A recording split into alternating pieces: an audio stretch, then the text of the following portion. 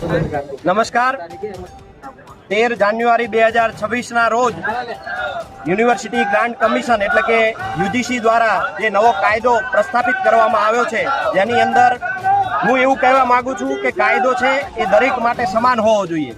કાયદો કોઈ વિશેષ જ્ઞાતિ જાતિ માટે ન હોવો જોઈએ કે કાયદો કોઈ વિશેષ જ્ઞાતિને એમ કે જેને ટાર્ગેટ કરી શકાય અથવા તો કોઈ પણ જ્ઞાતિને આરોપી દર્શાવી શકાય એ મુજબનો કાયદો ન હોવો જોઈએ.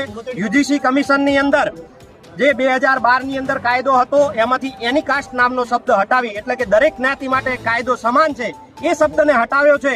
એની અમારી સવર્ણ સમાજ તરીકે ખૂબ જ મોટો એની નારાજગી છે અને જો આ શબ્દને ફરીથી રિપીટ કરવામાં ના આવે અથવા તો આ કાયદો જે લાવ્યા છે એને રદ કરવામાં ના આવે તો અમારી સર્વ સમાજની જે વાત છે એ વાતને અમે આજે અહીંયાથી લઈ ગાંધીનગર કે દિલ્હી સુધી પણ જવું પડે તો અમે સૌ તૈયાર છીએ.